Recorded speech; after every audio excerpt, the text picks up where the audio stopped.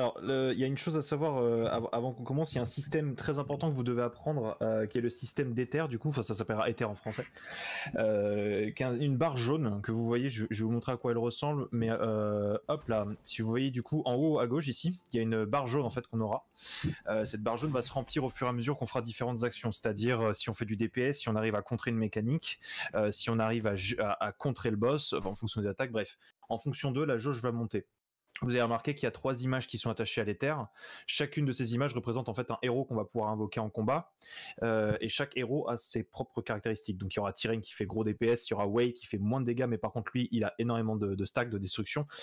Et Baltor, lui, 0 dégâts. Par contre, il réduit énormément les dégâts et surtout, ce qui est plus important, il donne une immunité au CC qui est archi utile pour quasiment les gros patterns qui sont impossibles à éviter ou trop galères à éviter. Donc voilà, ça c'est le premier système. Il y aura ça tout le temps dans les raids de Légion. Toujours. Sauf que les héros seront pas toujours les mêmes. Des fois on aura Nineveh. Genre Vyakis c'est Nineveh, Wei et je sais plus, et Baltor je crois, il me semble. Je crois. Donc voilà. Donc il y a 2 boss pour cette phase-là. On va commencer avec le premier. Les objets nécessaires, bon bah ça va de soi. La potion PV, on sait pourquoi. La potion de temps suspendu, ça va être quasi obligatoire pour chaque combat, sauf exception parce que voilà il y a des trucs de wipe. Pour les grenades ténèbres, grenades tornades, le choix techniquement il est vite fait. C'est grenade tornade non-stop parce qu'il va falloir beaucoup de stacks. Vous allez comprendre pourquoi. La seule raison pour laquelle on prend la moitié du raid ou une partie du raid prendrait des grenades des ténèbres, c'est parce que on manquerait un petit peu de DPS. Mais au vu du fait qu'il y en a certains qui sont montés en high level et tout ça, ça m'étonnerait que ça soit un souci. Et le dernier truc, c'est soit un panacée, soit un salissement, parce que vous allez voir, il y a une stratégie sur le boss qui est une stratégie de dot en fait avec du saignement, qui est assez emmerdante.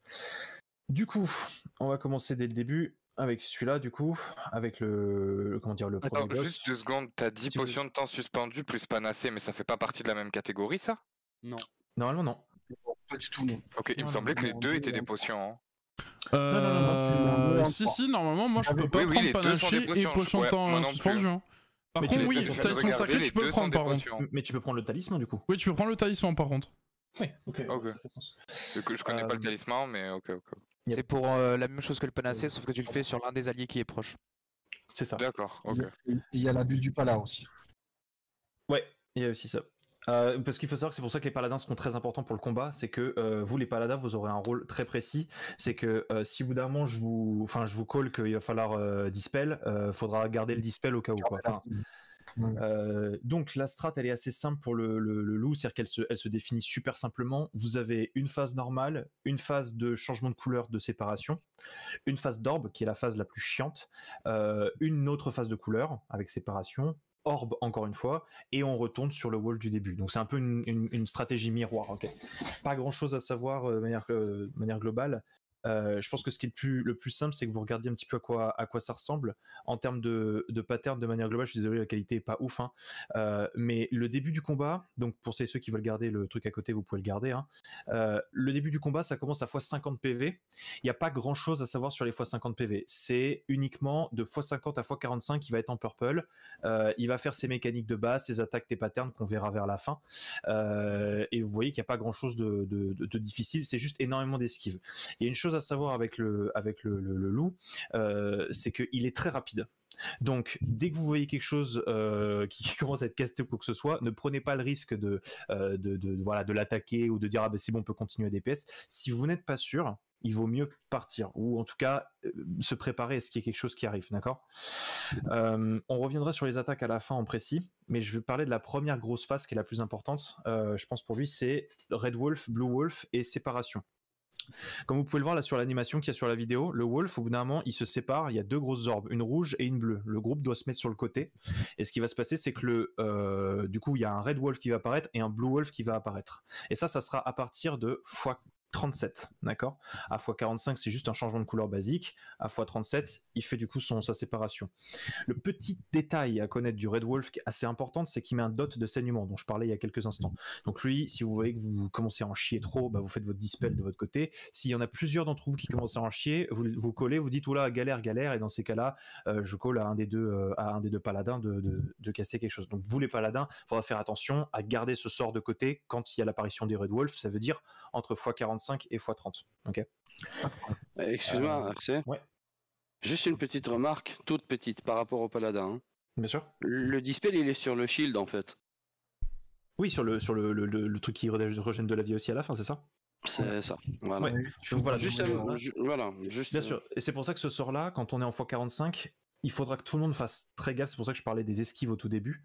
Il va falloir faire très attention sur cette phase en particulier à cause du bleed, que on esquive.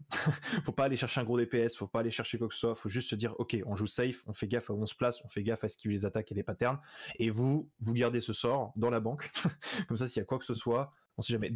En vrai, au tout début, tout le monde aura ses panacées, donc vous par exemple, quand il change sa forme, au pire vous le claquez une dernière fois, comme ça au moins chaque groupe peut se mettre un shield et se régène si nécessaire, et ensuite vous le gardez à la banque, quoi. Donc voilà, une fois que la séparation est faite, et c'est là où ça va devenir un petit peu tricky, vous avez deux types de personnes qui vont, deux types de personnes dans l'équipe qui vont se désigner.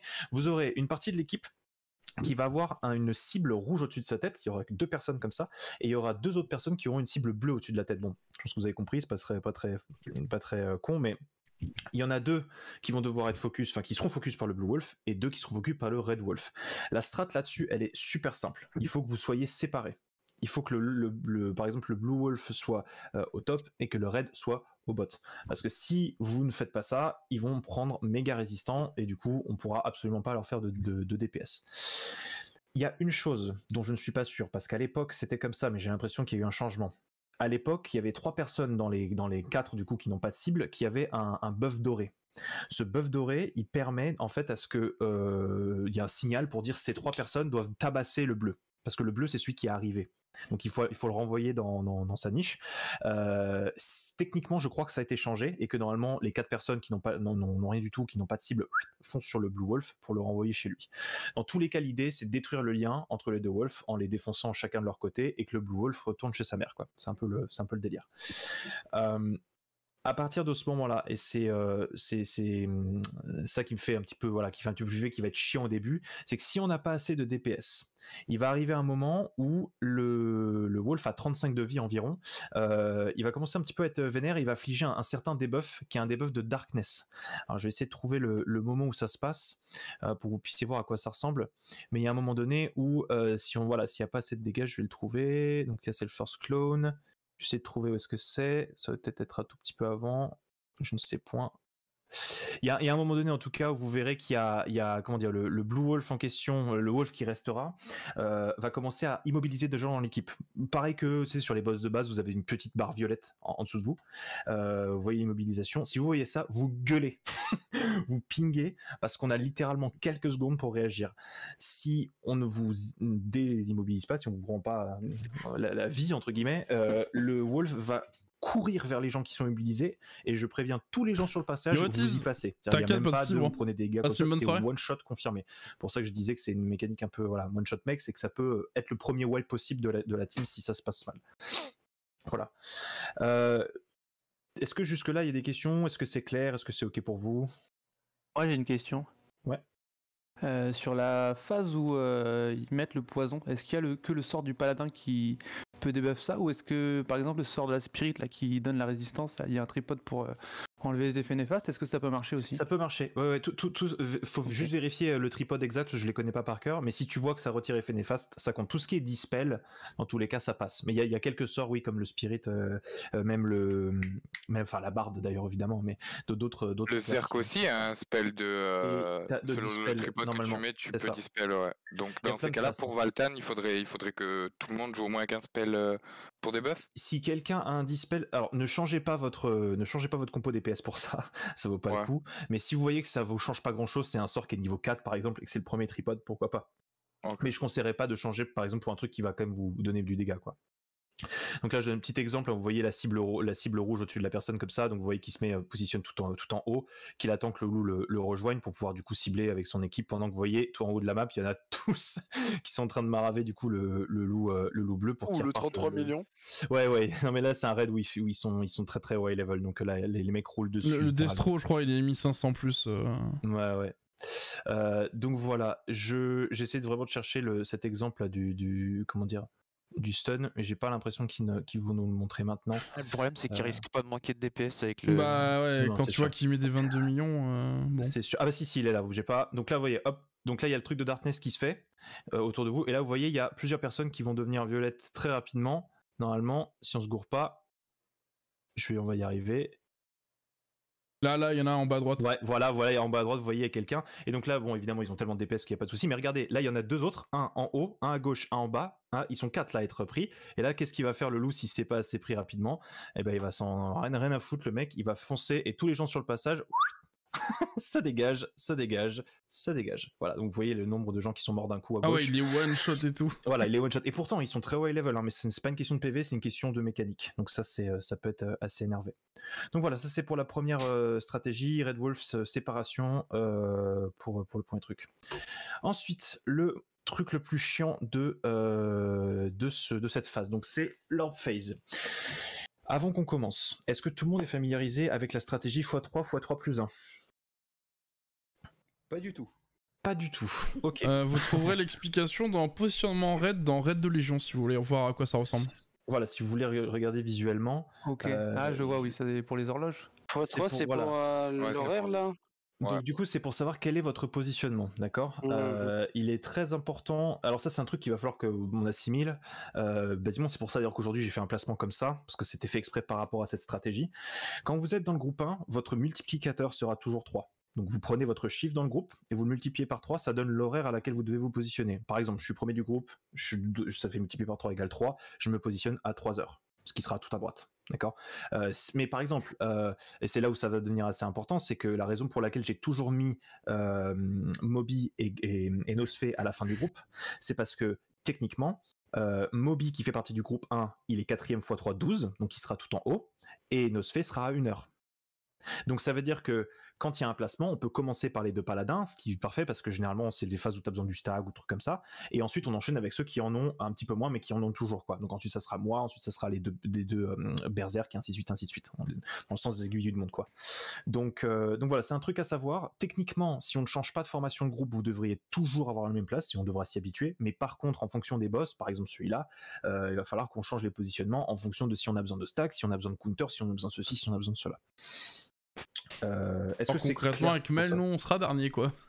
C'est ça, c'est l'idée. Donc voilà, est-ce que c'est clair pour la stratégie des multiplicateurs? Nickel. Oui. Ok, donc du coup, les orbes, j'avais marqué elles doivent être prises dans le sens comme ça, mais du coup, au vu de notre compo, je vais la changer. Je veux dire qu'on va commencer par 12, 1, 3, 5, 6, 7, 9, 10. Quelque chose d'important pour cette phase. Donc, vous allez voir visuellement, il y a plein d'orbes qui vont spawn partout, vous pouvez voir, hein, et vous remarquez un truc, c'est que tout le monde prend les orbes très très très très rapidement. Il faut les prendre dans l'ordre du début à la fin. C'est aussi simple que ça. Il n'y a pas de magie, hein, c'est comme ça que ça va se passer. Donc, ce qu'on va faire pour que ça soit très simple, c'est que chacun doit savoir qui est avant qui, d'accord? Vous pouvez pas regarder sur la map si vous êtes tout à gauche ce qui se passe tout à droite, c'est trop galère. Donc ce qui va être très simple, c'est que quand vous avez pris l'orbe, vous gueulez votre nom.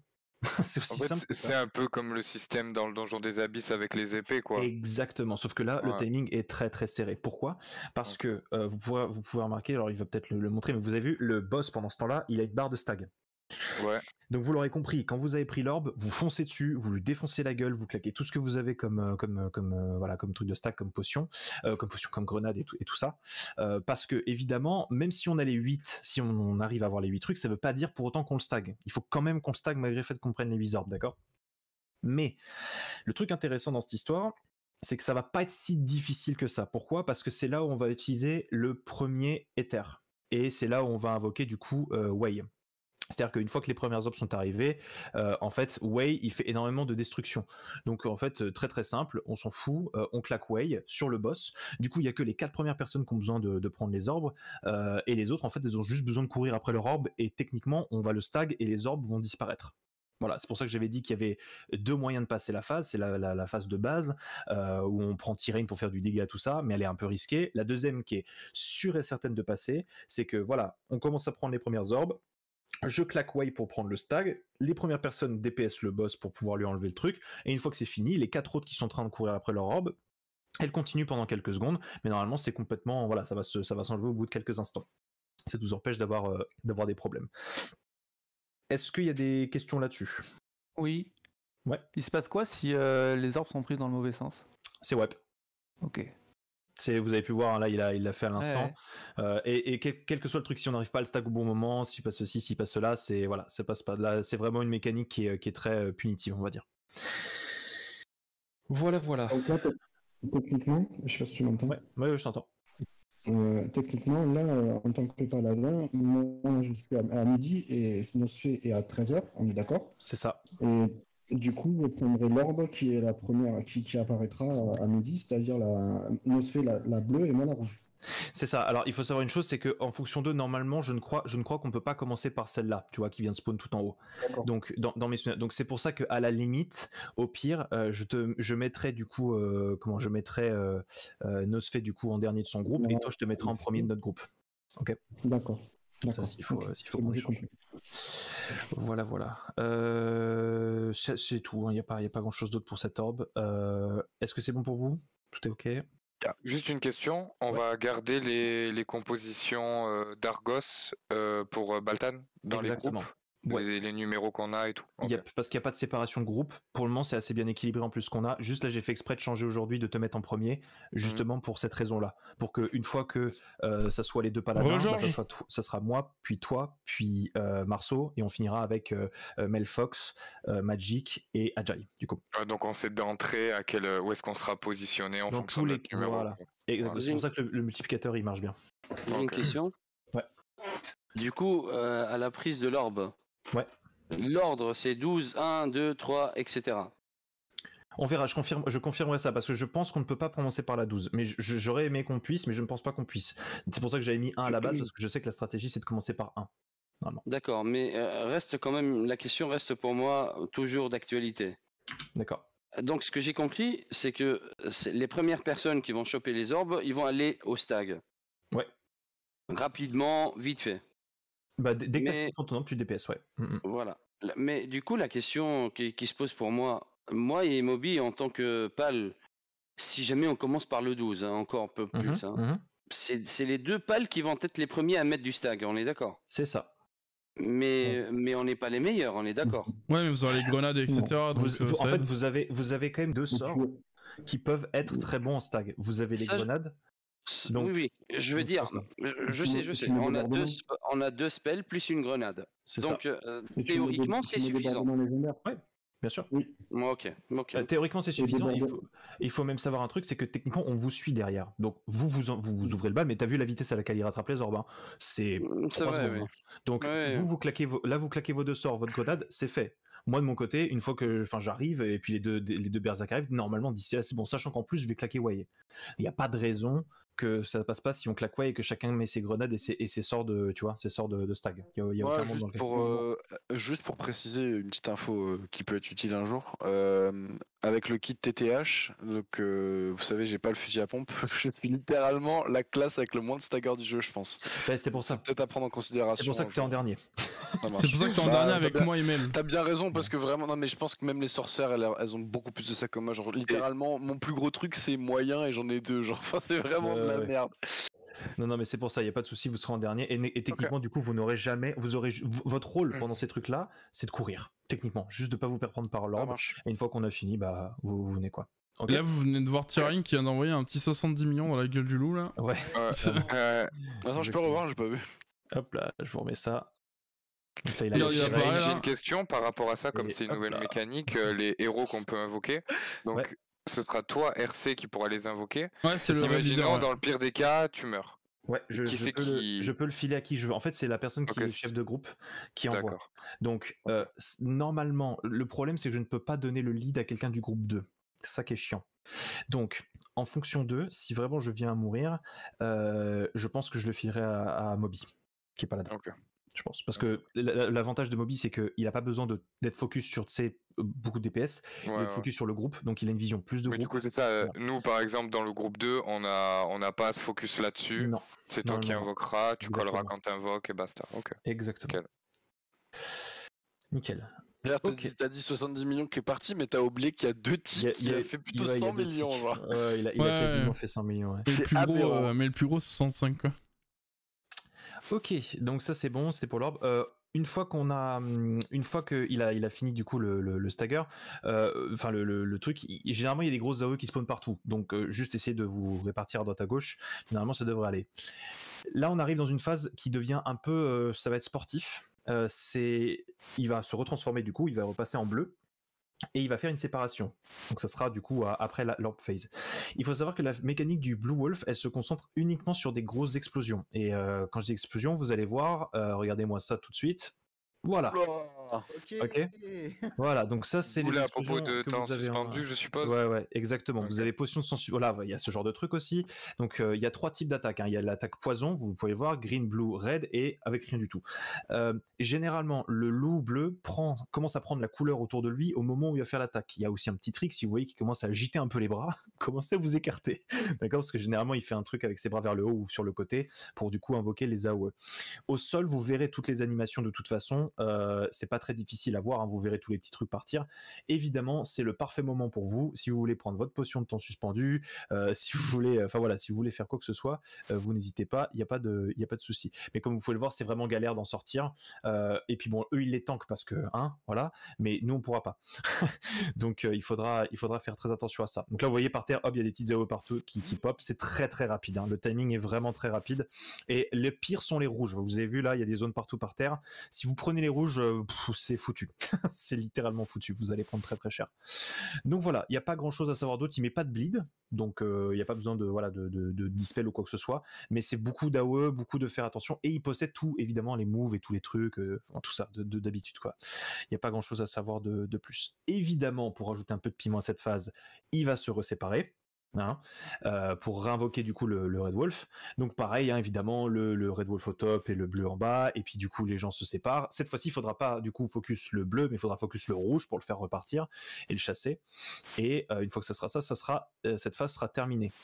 Et donc on arrive à la phase un peu, la deuxième partie, c'est la deuxième phase d'orbe, encore une fois, sauf que cette fois-ci, elle est un peu plus sportive, puisque une fois qu'on l'a terminé cette phase, vous devez voir, normalement, il va invoquer Way, voilà, hop, et du coup, il le stag, vous avez vu, hop, là, il a perdu quasiment toute sa barre de stag, et ils l'ont stag. On remet un peu pour voir le stag. Hop, donc je remets un peu en arrière, donc là, vous voyez, il est quasi full stag au début, hop, invocation, hop, moitié, tac, et un dernier coup, voilà. Ah ouais, c'est abusé. Ouais, voilà, c'est très. Je pense qu'on prendra cette solution. Hein. Oui, on va prendre cette solution. Alors, par contre, il y a un monde dans lequel on ne peut pas le faire 2 fois d'affilée. Hein. D'accord, donc on peut pas le faire aux 2 phases d'orbe. Il y a un monde dans lequel on aura assez pour faire pour le premier, mais on n'aura peut-être pas assez pour faire pour le deuxième parce que on va galérer, ou on n'aura pas assez de DPS, ou on va pas contrer assez de trucs. Si c'est le cas, il faut vraiment qu'on fasse gaffe parce que du coup la deuxième va pas falloir qu'on se foire et il faut qu'on s'habitue quand même à faire les calls, enfin que chacun donne son nom pour savoir dans quel ordre on est et tout ça quoi. Ok.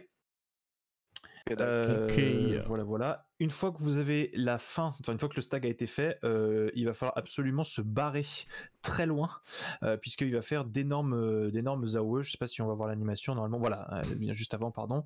Donc là, vous voyez, les orbes se dispellent, il a fini son truc, tout est terminé, hop, et là, tout le monde se barre sur les extrémités de la map, parce que sinon, vous prenez la masse d'AOE partout, qui mettent énormément de dégâts. Hop, là, il y en a un qui est mort. Donc voilà, faut faire attention. Il refait sa transformation, du coup, et on arrive, du coup, à la dernière phase, qui est la phase, du coup, purple, où là on a une nouvelle mécanique de one shot en fait, qui est le rush and grab, où en gros le loup il chope un joueur devant lui, et si vous faites choper lorsqu'il fait un rush, alors normalement visuellement on le voit, il n'y a pas de problème avec ça. Vous pouvez voir qu'il fait une animation, que vous avez une grande ligne rouge devant lui et il va foncer. Le seul souci, c'est que vous remarquez une chose, c'est qu'on l'a pas vu là juste avant, ça n'a pas explosé. Je sais pas si vous avez remarqué, hop là, il y avait des petites AOE par terre là, les petits trucs d'explosion d'avant. Le gros souci avec ce truc, d'accord, c'est qu'il possède l'entièreté des combos d'explosion du Blue Wolf. Donc, à tout moment, on se fait niquer sur la dernière phase. En plus de ça, il a une AOE Purple qui fait très mal, et en plus qui ralentit avec la Gravity Field. Donc là, vraiment, c'est toute une question de positionnement et de faire attention à pas prendre, de dégâts. Et donc, il y a 2 choses qui peuvent vous tuer. Il y a le Fear et le Rush Grab. Je pense qu'on va voir le Rush Grab et le Fear de toute façon dans cette version. Voilà, hop, vous avez vu, il a foncé devant. S'il y avait un joueur qui était dans le tas, c'était fini pour lui parce qu'en fait, il vous chope, il vous stun et il redonne un coup de griffe juste après en fait. Et vous n'avez pas le temps de bouger en fait parce que vous êtes down en fait. Donc voilà, cette animation elle est très dure, mais dès que vous voyez un bleu comme ça, vous esquivez, vous vous barrez, c'est fini. Ça c'est le truc de gravité. Si vous êtes dedans, vous êtes complètement ralenti, vous pouvez le voir. Vous prenez quand même quelques dégâts. Hop, les explosions en plus, histoire que ça soit un peu plus fun. Mais surtout, c'est le fear qui va être très chiant. Hein, celui qui est ici, j'avais dit, le fear du membre du raid. Il faudra absolument ping la position, sinon, pareil, c'est un one shot sur le membre en question. Il faudra faire attention. Hop, il y a un ping qui a été fait sur la personne et c'est ok. Voilà. Comme pour, vous savez, le boss hard là, qui chope quelqu'un quand il se fait stag au début, bah c'est pareil, c'est un peu le même délire quoi. Voilà. C'est tout pour le boss. Alors évidemment, il y a l'entièreté des attaques et des patterns possibles, hein, que j'ai listé là. Donc c'est toutes les attaques qu'il peut faire. Il y en a une seule qui est très chiante. Et je ne sais pas où est-ce qu'on pourrait la voir. Je crois qu'il le montrait vers la fin ici. Ouais, je suis pas sûr. C'est en fait c'est une AOE en tornade où en fait il se transforme et il tourne comme un malade. Il faut faire très attention à cette strat parce qu'en fait s'il se transforme en tornade et qu'il fait qui bouge, il y a sa zone à lui. C'est-à-dire le moment où lui il fait sa tornade, et il y a un deuxième moment qui est très très chiant, c'est le moment où en fait il en fait invoquer une autre d'AOE qui est pas collée à lui, mais qui a un tout petit espace. Je sais pas si vous voyez ce que je veux dire. C'est un tout petit espace chiant où c'est un peu c'est quasiment impossible de savoir en fait qu'il y a quelque chose à faire à ce moment-là quoi. Donc soit vous êtes à l'intérieur, ce que je ne vous recommande pas. Si vous voyez commencer à tourner pour faire une tornade, juste barrez-vous parce que sinon vous allez pas pouvoir encaisser correctement. Une autre mécanique qui est très très très chiante, faut que je la trouve, c'est l'attaque multiple quand il est en Red Wolf, uniquement quand il est en Red Wolf. Il va faire spawn des attaques en AOE partout, avec des sortes de traits par terre. Là vous voyez des sortes de griffures là qui spawnent à chaque fois. Voilà, hop.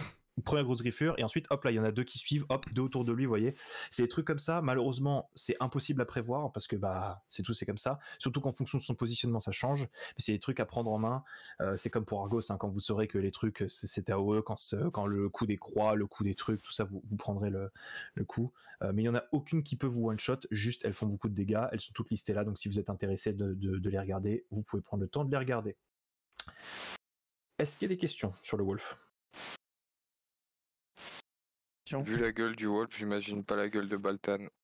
C'est quoi les petits œufs qu'il y a au sol? On n'est pas sorti du sable. Les petits œufs. Ah, c'est l'artiste. Il y a rien. Ça, c'est les portails d'artistes. C'est l'artiste, ouais. D'accord. Il y a un artiste dans l'équipe. C'est pour ça. Les orbes, il faut les prendre comment? J'ai compris l'ordre, hein, mais tu te places comment en fonction de ta position là où t'es? Alors, en gros, l'orbe te suit, mais est-ce qu'elle te suit si t'es pas bien placé quand elle spawn? Exactement, c'est une bonne question. Il faut absolument que tout le monde se positionne. C'est pour ça qu'en fait on fait des horloges. C'est parce qu'il faut vous mettre dans votre position au moment où il va canaliser, comme vous le voyez en bas. Parce qu'en fait, si l'orbe n'est pas, l'orbe prend le focus de la personne la plus proche. Donc, si vous n'êtes pas à l'heure en question qui vous est assignée, l'orbe ne vous suivra pas, elle suivra quelqu'un d'autre. Donc c'est très important. Du coup, par exemple, ok, la barde, c'est mal placé, l'orbe va pas suivre. Exactement. Et du coup, faut se mettre, nous qui sommes en dernier, on se met à l'extérieur pour faire partir l'orbe. Vous pouvez vous mettre à l'extérieur, vous pouvez vous mettre à l'intérieur. Par exemple, ce qui est bien, c'est de mettre. Si on se met à l'intérieur et que l'orbe nous suit, elle va peut-être toucher un allié qui lui aura fini la mécanique. Justement, la stratégie, c'est quand les 4 premiers, ils font à l'intérieur, parce que dans tous les cas, ils les prennent très vite. Et en fait, à partir du 5, le 5, il est XT, 6 inter, 7 XT, 8 inter. Comme ça, il y en a un qui part derrière, l'autre qui part devant, qui peut suivre l'autre. Tu vois ce que je veux dire ou pas? Oui. Donc du coup, c'est beaucoup plus pratique. C'est pour ça que le 5, le 6 suivra toujours le 5, et le 8 suivra toujours le 7. Voilà. Ok, merci. Voilà. Ok, si on est bon du coup, on va enchaîner du coup sur El Famoso. Où est-ce qu'il est?